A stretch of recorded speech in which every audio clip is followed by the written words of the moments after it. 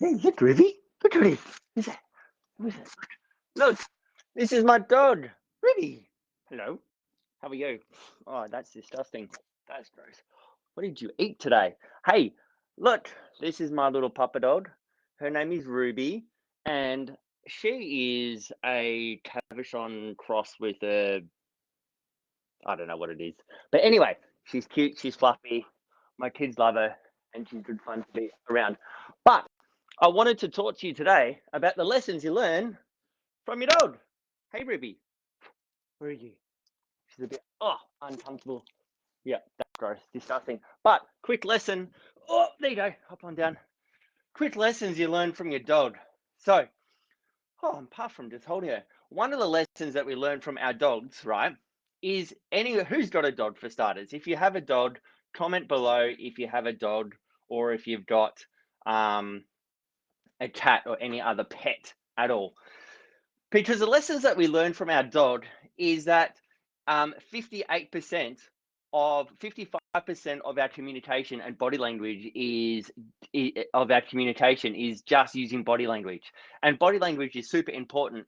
Now, imagine if we treated our clients like our dog treats us when we walk through our doors. Now, I don't know about you, but my dog loves my daughter Lily. It's like Lily, it's her dog. Don't ask Levi. It's Lily's dog. When Lily walks into the room, Ruby just lights up. I've just got to say her name, Lily, and all of a sudden she gets super excited. Hey, where's Lily? Where is she? Anyway, you get the idea. But what I'm trying to say is like, imagine if every time we spoke to our clients, we were as excited about speaking to our clients as our dogs are visiting us when we walk into the door for the first time.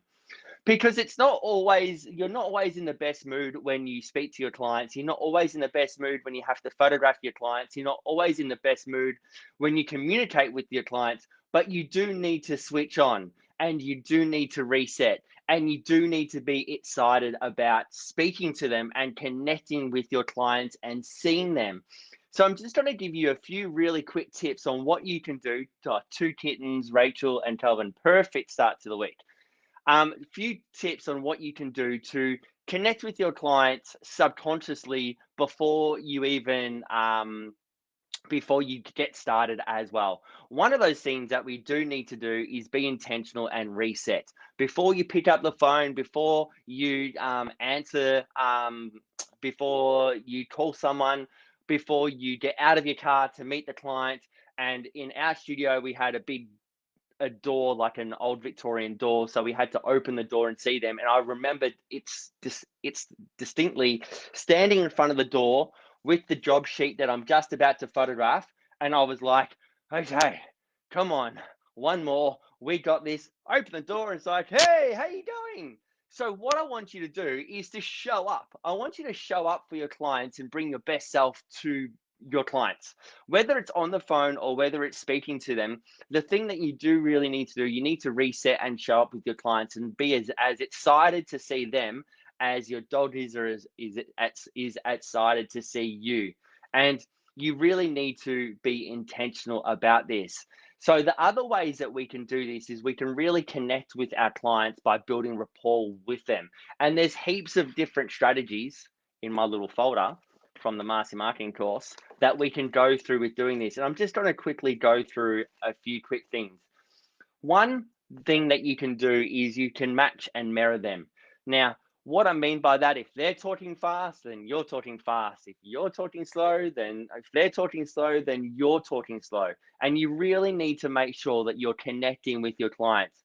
Because there's nothing worse when someone's talking so quick and they're so excited, but naturally the client is really quiet and they're like, whoa, slow down, Nelly. Like you're going crazy here.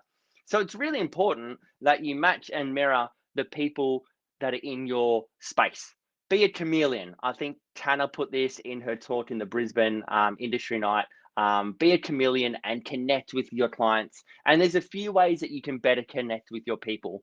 One is your physiological state. You match and mirror them. You know, the way they sit is how you sit. But even simple physiologically is if you're talking to children and they're only 3, 4, 5, don't talk down on them and like overpower them. even with dogs, well, dogs are a bit different, but with children in particular, like get down on a knee, speak to their level, communicate with them, and actually like connect with them. You can connect with them in your vocal style, whether it's the volume because they're loud and you're loud, and they're like, "This is going to be awesome," and I'm like, "Yes, it is." Or it's like, "Wow, this is really such a beautiful experience." And you're like, "Yeah, it really is. It really nurtures the soul." So how you talk with your volume, speed, and tempo is really important. Also, your language, your words, and your style. Now, we don't want to all be the swearers, right? But if you have a client who swears with you, not saying that everyone has to swear, but it's like using their words, using their language, using what they say, what they do helps build that connection, and it makes it really easy and really strong. The other ones is your beliefs and values, your connection, your compassion, and your understanding. So if you have a connection of some sort, like you want to build that rapport as soon as you possibly can and connect with people.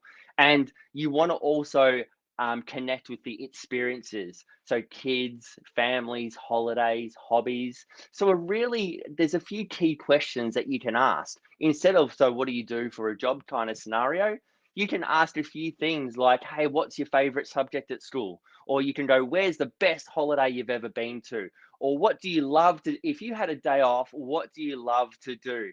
Because I can tell you now, if someone loves to bike ride, I'll be like, I'm all ears. I'm like, I like to bike ride. If someone's training for a marathon, a triathlon, an Ironman, I'm like, I do that too. Let's be friends. But if someone likes to read books and sit in a book club, yeah, maybe there's a few books I'll read, but you'd struggle with that. But what I'm trying to say is like, ask them open questions, not closed questions, and connect with your people as well. All right. There's a whole lot of other different training that I could take you through, but I'm not going to do if it just wanted to jump on quickly on a Monday. But how your puppy dog, how your dog, for those people that's just joined, how your dog greets you with that excitement and fun and joy and connection, and they're excited that you're in the room. um Treat your clients like that. But I do have a challenge for you. Here's my challenge for you. Listen to this. Here's my challenge. Who's still here, by the way? Who's here? Who's around? Anyway, I'll keep on talking.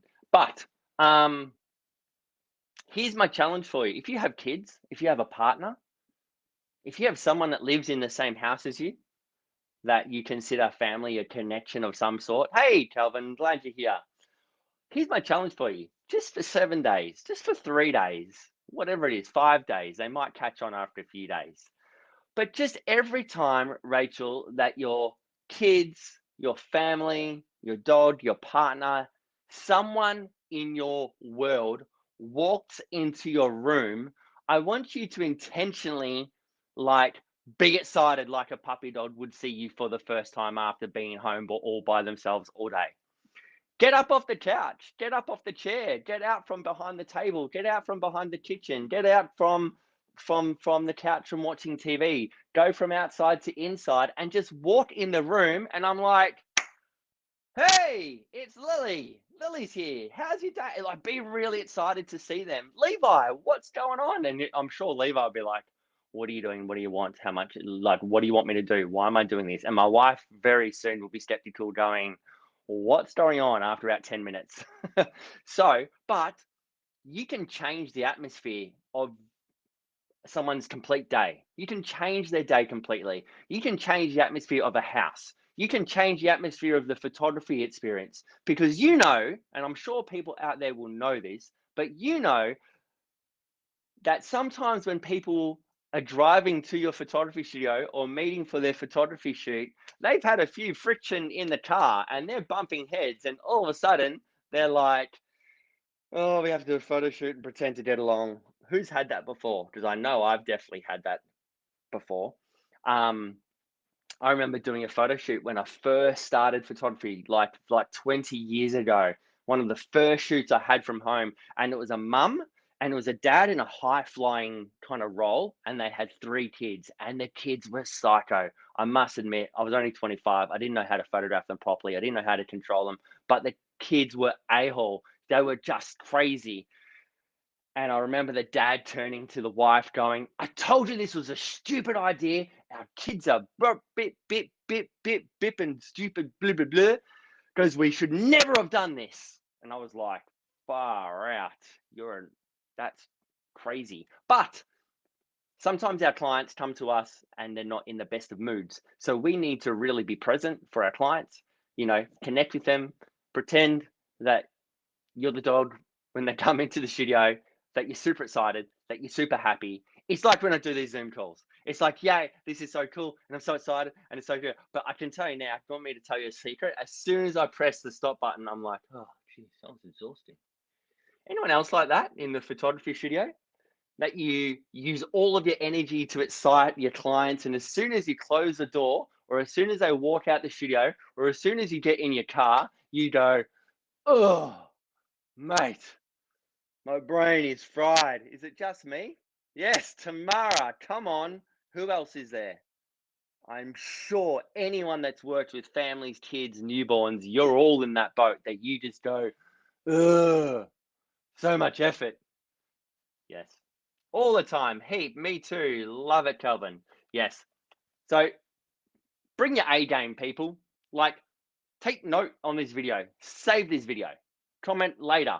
Like, but it's one of those things. It's like, treat your clients as if you're a puppy and you haven't seen them all day, and just see the difference and the changes within your family. If you do this as well, see the difference. And I can tell you now, it can change the atmosphere of a home in particular to completely turn things around. Because sometimes, too, here's my emotional, heartfelt story, like thought process of, you don't know what day they've had, and you don't know what situation they've gone through, and you don't know what they're going through, and you don't know anything else. And sometimes people just need a bit of a, hey, how you going? I'm excited to see you. I'm glad that you're here.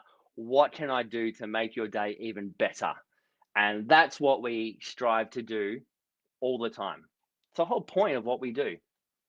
Capture the best of people. So there you go. Lessons learned from a dog. Hey, who knew that would be a marketing Monday tip for people? Hey, have an awesome day, whatever your Monday is. What notices? Oh, a masterclass has just came out about video. If you haven't watched that, you should, because it's really, really cool. Courtney is an amazing videographer, storyteller. She's just the best. So if you haven't watched that, make sure you get on to doing that. Also, too, Sydney Industry Night's only 3 weeks away. If you're from Sydney, booking your tickets. And apart from that, I don't know. I've gone brain dead. Have a good day and breathe.